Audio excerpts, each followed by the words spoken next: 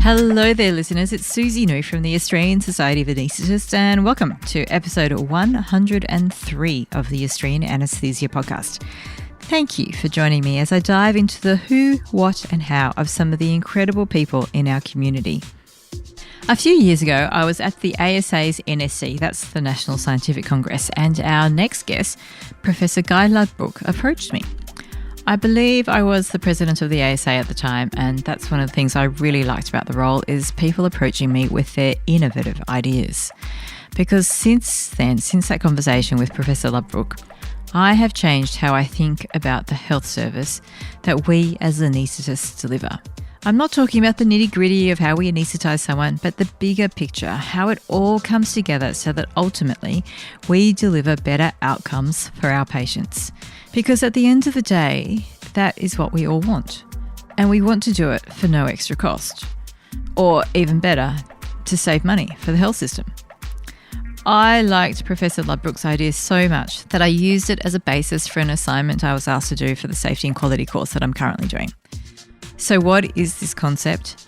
It's called Advanced Recovery Room Care, or ARRC. That's ARRC for short. So in this episode, we explore ARRC. You'll hear about the jaw-dropping successes it has achieved. But, to me, it just makes sense. Because when you think about it, we have at least 6 highly trained professionals in an operating theatre caring for one patient when they have surgery. We have an anaesthetist, surgeon, surgical assistant. That's 3 doctors. Plus an anaesthetic nurse or technician and scrub scout nurses. Often we have more, especially in teaching hospitals. That's a lot of resource right there. And then post-op, the patient goes to the ward. And they might have, 1 nurse to 4 patients. Overnight, the ratios can get much less, like 1 nurse to 7 patients. It was even worse during the peak of COVID. So we are providing very intense, expensive, high-level care in theatre, 1 patient surrounded by at least 6 health professionals. Then they have a few hours in recovery with 1-to-1 nursing, maybe 1 to 2. Then it's off to the ward to share their nurse with 6 other patients overnight. That sudden drop-off just doesn't seem right to me for some patients. And now that I've seen that, I can't unsee it. So I hope you enjoyed this conversation with Professor Guy Ludbrook as we explore ARRC and his very full career. All right, let's get into it.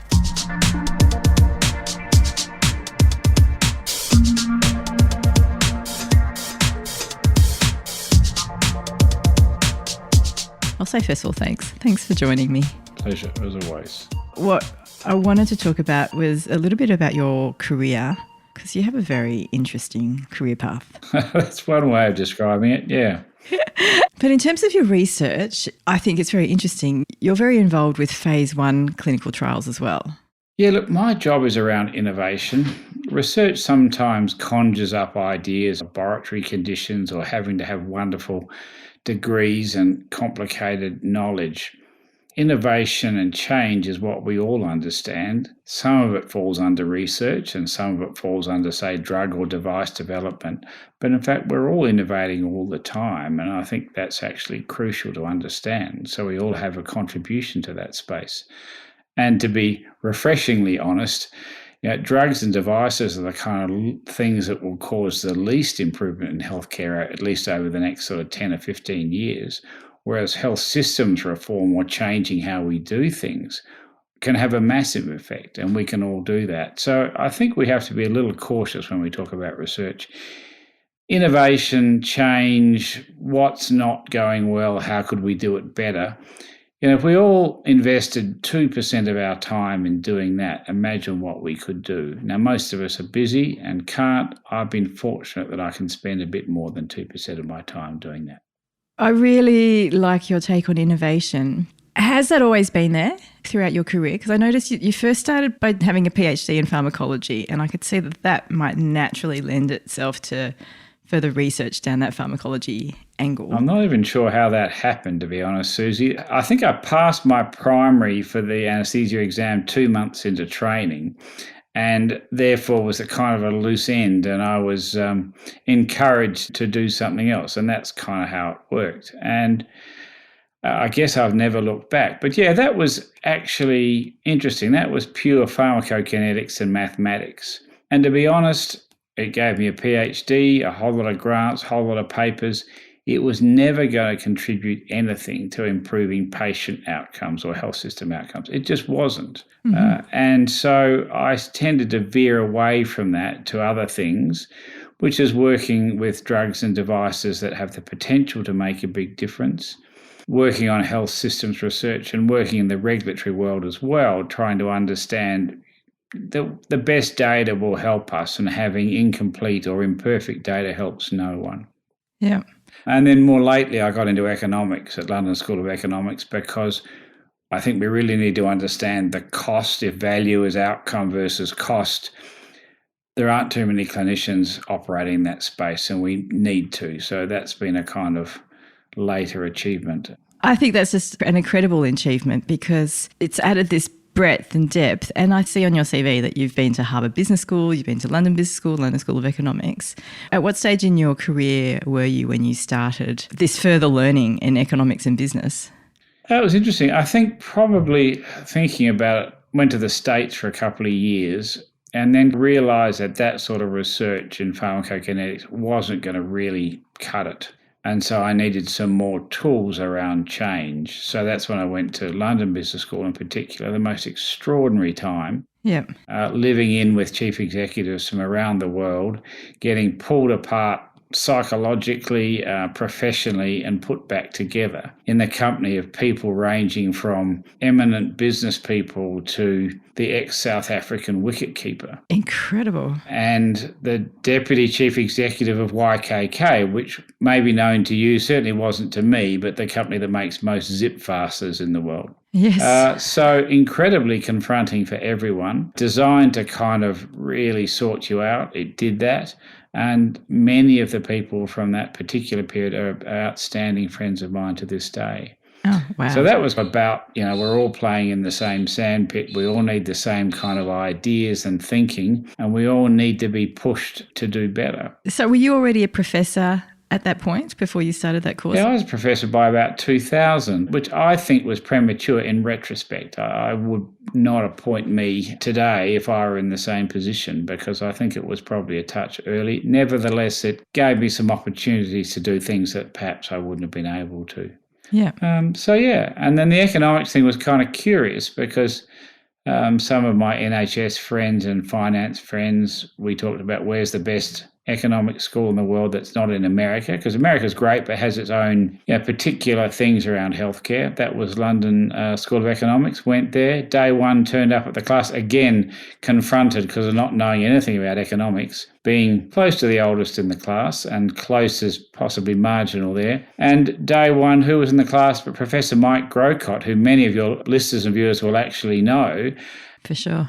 We knew each other vaguely. And I said, what the heck are you doing here? And he said the same. And it turns out we were there for the same reasons, because we need to understand this stuff as clinicians if we're to compete effectively in what is a very complicated world these days. And we remain marvellous friends. In fact, he was here staying last weekend. So, fantastic. It's the people you meet. It's not the teachers you learn from. It's the fellow students and people you meet. So, okay. Yeah, I've spent a fair bit of time learning. I'm not sure if I've done enough time doing what I've learned, but anyway, I've had fun and continue to have fun. I just love that you were established. You've made it to professor. You're established in your career and you've still embraced ongoing learning. It's not about just resting on your laurels. Oh, look, it's completely self-centered because all the papers say use your brain to ward off dementia. So I'm paddling furiously. I've got to ask, because this gets commonly asked of women, and I hope it gets asked of men as well. How do you juggle it all? Very poorly at times. Very poorly at times. So a lot to do. Look, I've been immensely blessed by having my wife, Diana, who's been incredibly supportive, because we have 3 kids who have been busy, remain busy. Mm-hmm. I learnt eventually that building great teams is important, and that give them the ability to do things. And often they'll do it a lot better than I can. It takes the weight off and it leaves you to focus on things that are important. So in trials development, I would have about 35 to 40 clinical trials of new drugs and devices on at the moment. Wow. We have a wonderful team that manages that. And, they bring me out to sort of talk to the clients and then put me back again and get on with the job. So, it's kind of interesting, but I think I would not recommend in retrospect doing the sort of amount of work that I did. Mm-hmm. And, I got distracted along the way, so I wasn't particularly strategic. So, you pay a price for that. But, I'm a slow learner. I eventually learn. And I think things are a lot more balanced these days, although I probably achieve at least as much as I used to. How do you find your time in theatre? Is it a bit of a break from all of this? Look, I love being in theatre. I think we are great at what we do. In that there are threats because people think it looks easy. And so people are very ready to substitute, delegate, whatever word you want to call it. So to a degree, we've sort of made a rod for our own backs. But I really love doing it. And I spend 2 days a week in theatre still. That'll probably back off a bit now. But I really enjoy it, working with teams. I enjoy working with both in the public and the private sector. Each has something to give you that are different, and certainly the private sector keeps you honest. So it's really enjoyable, but sadly I suspect that we'll probably back away now just because there are so many demands on my time, but I'll stay there as long as I can. Let's talk about ARRC. Yep. Because that's what I want to pick your brains about, and also something I want to get the message out about because I think it's fantastic. So for people who haven't heard about ARRC, how would you describe it? Well, I'd certainly say this is not an HDU, and I'll say that 5 times and people still won't remember that or believe that, but I would point to a paper in Anaesthesia Intensive Care, which I think is out in print, certainly online, which kind of explains why it isn't. I should explain. It stands for Advanced Recovery Room Care.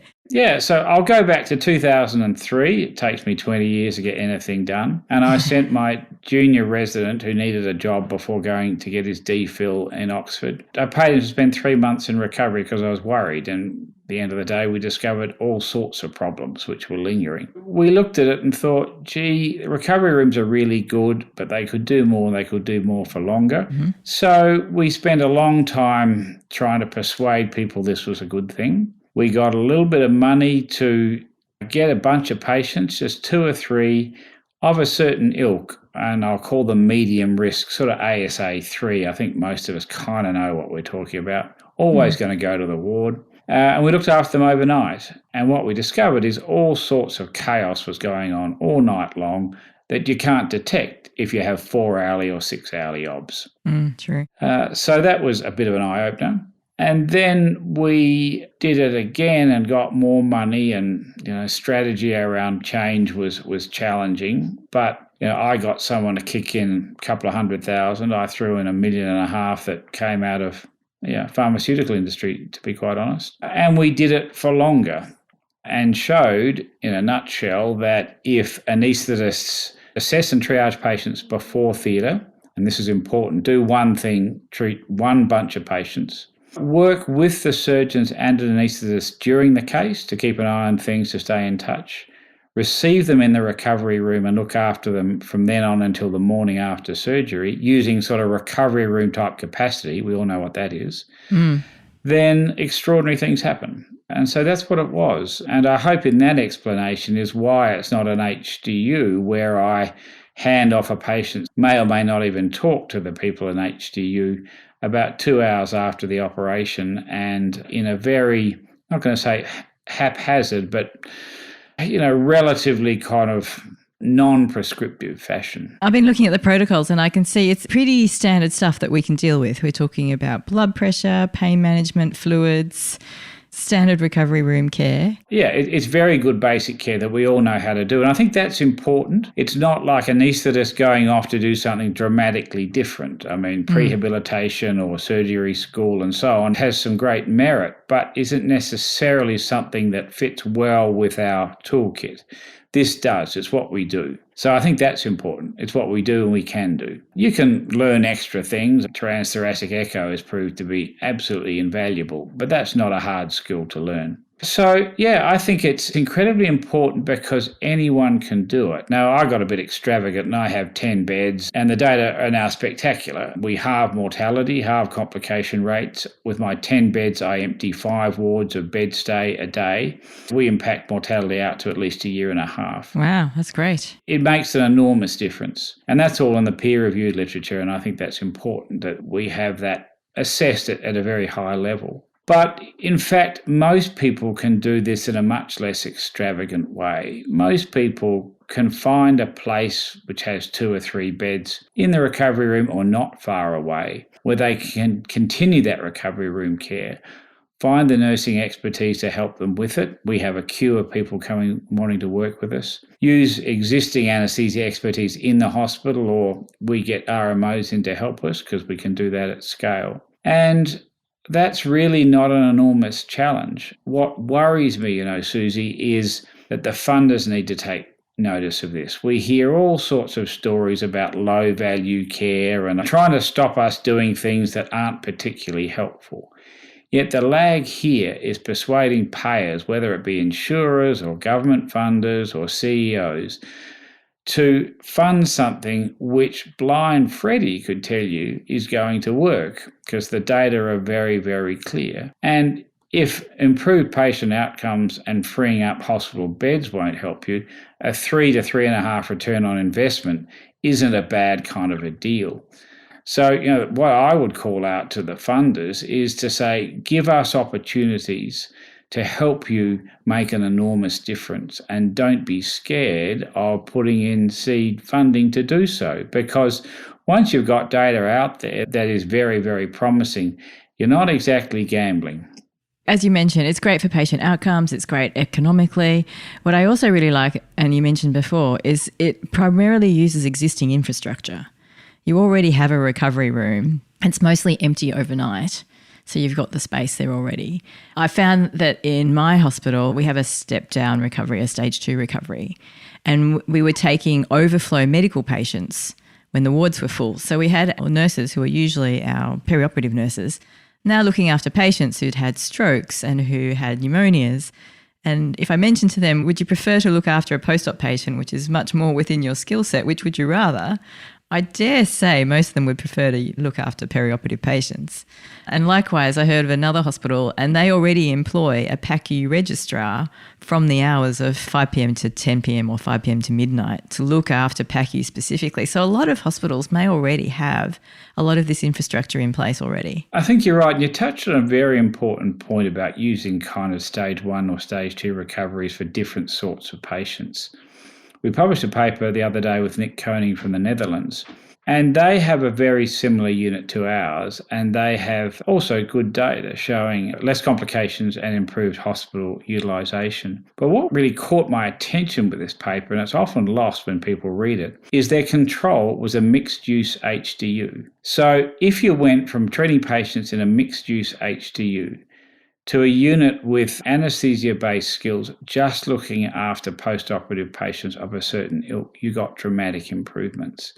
So I think there is a lesson there that we have a certain skill mix. There are different skill mixes in HDUs of mixed use. There are different skills in ICU these days, and they do a wonderful job. But I think we are really good in this space. We're already doing it. We just need the capacity to do it more and longer, and it clearly pays off. So I think the opportunity is there. I think the will is there for people to do it. They just have to be given that opportunity. And I tell you what, patients love it.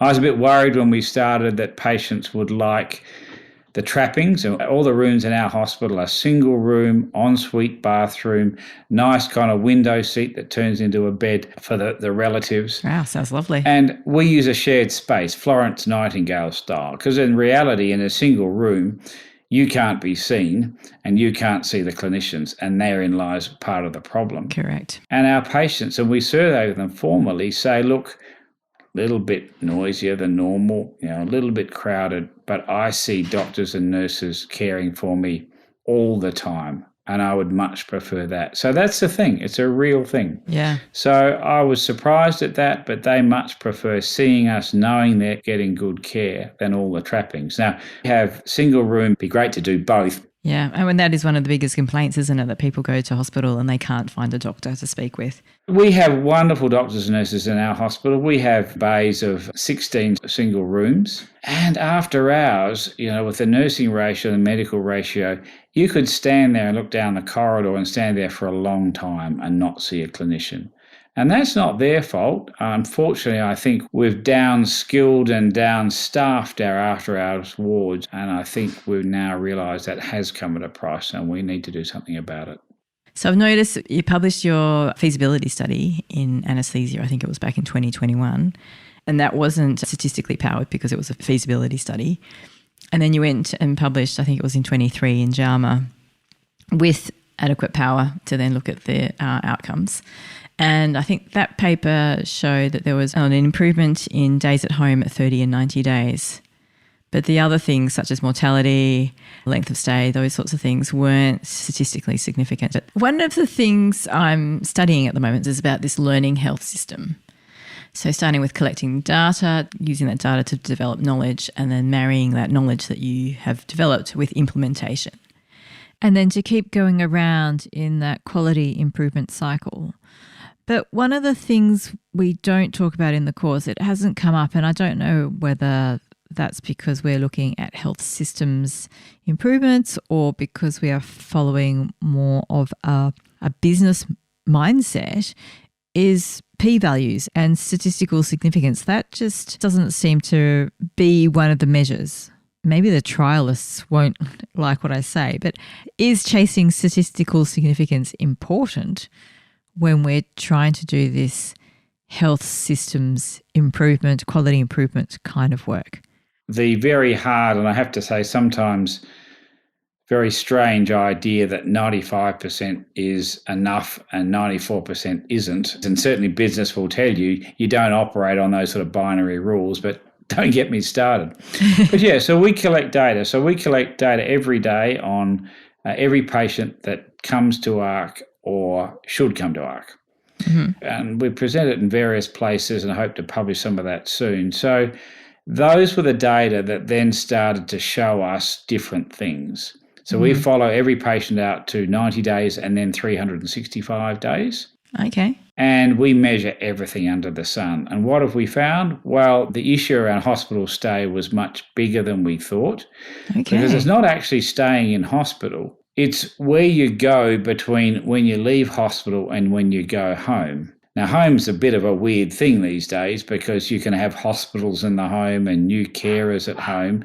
But let's say we call home, I'm back to the way I was when I started, either as a nursing home or someone with a long-term carer. And I've had to have extra stuff between my operation and now. So we only call home when you're back to the way you were. And then we find that you spend less time in nursing homes, you have less load on hospital in the home, you have less load on carers. And that's all measurable and a real thing. So in fact, if you start to measure very carefully, you'll find there are much bigger impacts than you thought. Yeah. And of course, we pay, or someone pays for most of those. So we measure until the point you get back to no one's paying more than before their operation. And I'm not going to get into who pays. That's in this country is a kind of political argument.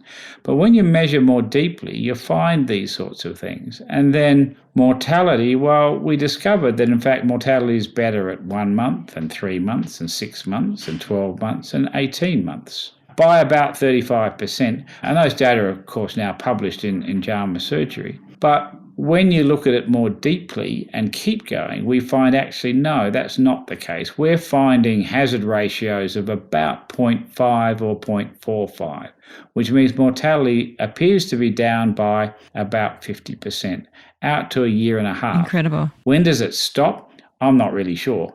And how does that work? That's a whole new world of science. But if I had to guess, I would guess inflammation and SIRS response probably underlies a lot of this. But there's a whole another couple of decades for someone to sort out.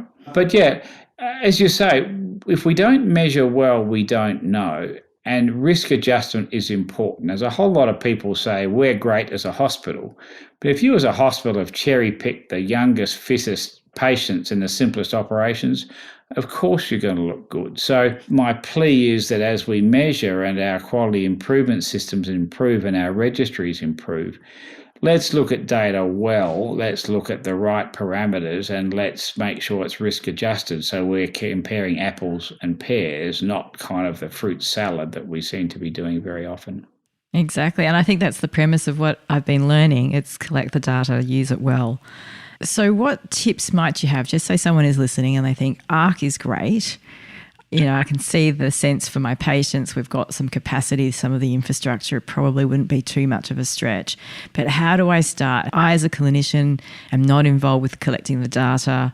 I'm not involved with quality improvement in my hospital. I'm not involved with the executive who make these sorts of changes. This is looking at quite a big system change in my hospital. What sort of tips could you offer to someone who might be in that position? Well, we've done it a few times. So a couple of things. We have an open invitation to people to come visit and see what we do. So we had a group, Albert Chan, and 3 nurses and 2 doctors came to visit us a few months ago, spent a few days with us. We're able to see exactly what we did and were able to take that back, and they start a pilot, I think, in January in Prince of Wales. Great. So that's one thing. Come and see. A couple of times it helps to be old. So a couple of times I've put a suit and tie on. I'm not sure it'd be a tie these days because I'm not sure if I could find one, but certainly a suit.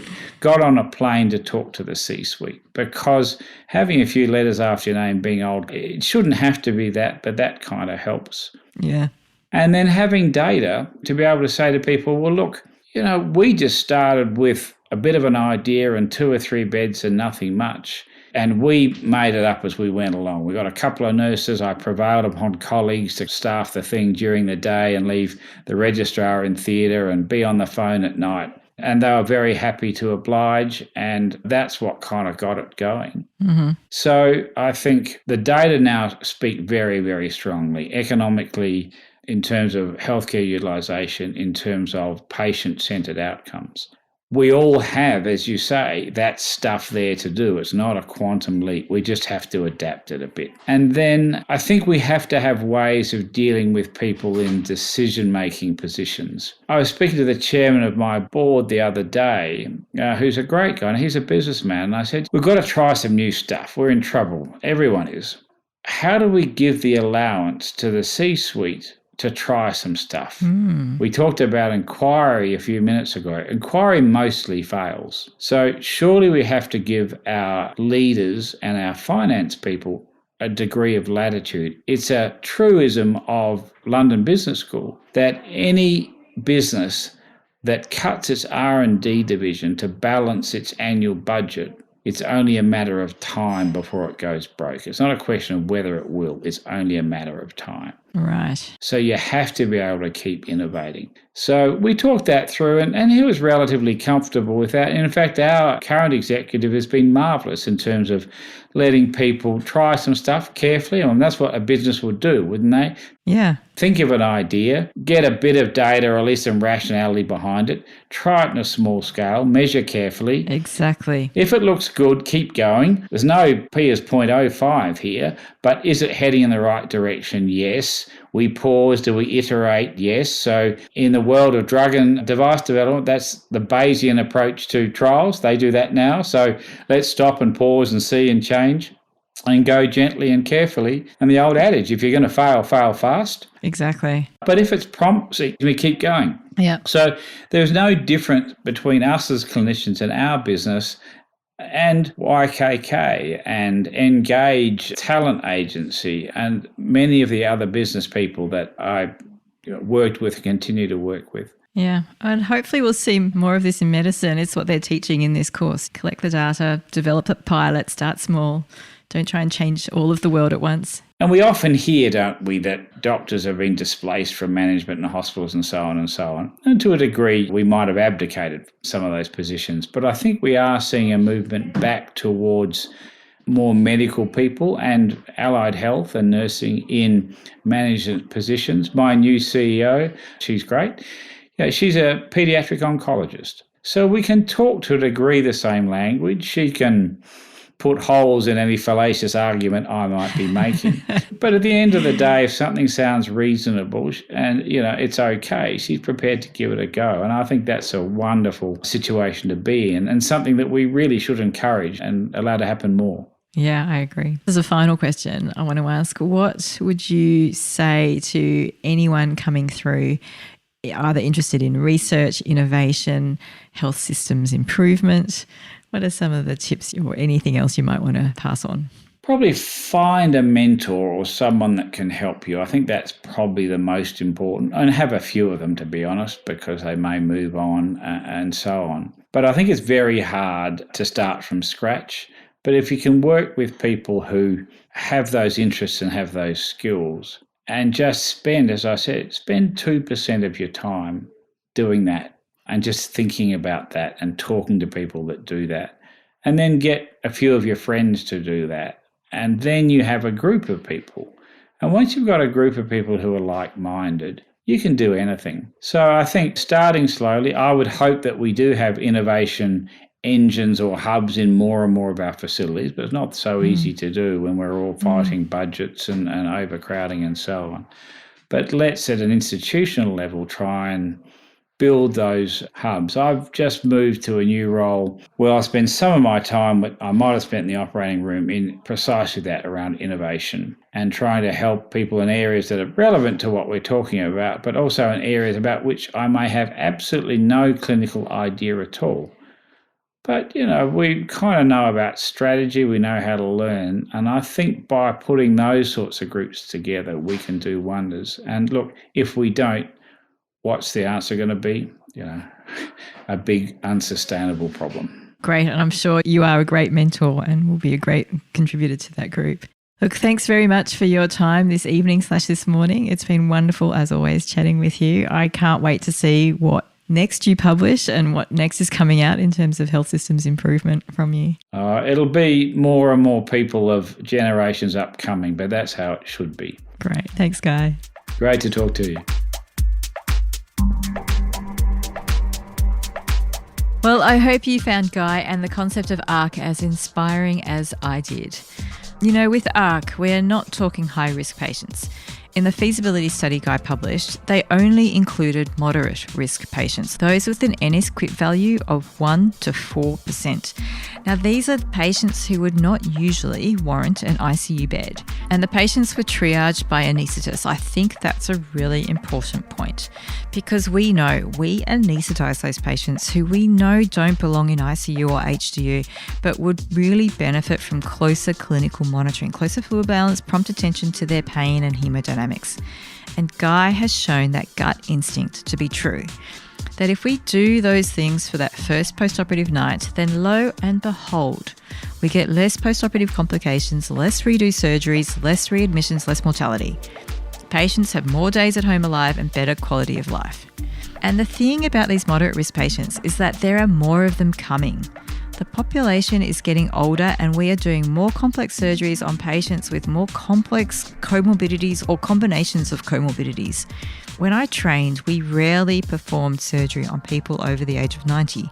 Now, it's not uncommon for us to do lap choles, vascular surgery, some pretty significant operations on people in their 80s. So we are going to see more patients who could benefit from something like ARRC. Maybe it's not ARRC, but whatever it is, I think we are going to increasingly need to look at our models of care and be prepared to change things, to innovate, to keep striving for what is good, not just for individual patients, but for our population and our economy. As Guy says, he is happy to be contacted by people considering ARRC, whether you're looking at getting it going, potentially implementing it in your hospital. Hopefully this podcast has answered a few of your questions. If you'd like an introduction, then please feel free to email me. podcast@arsa.org.au is the best email. Please also, we as clinicians can only do so much. This really needs support from hospital execs, from the funders, so forth. So please also follow or subscribe to the podcast so that more people can find it, or feel free to share this episode with some of your colleagues. All right, stay well, stay safe out there. Thank you for listening.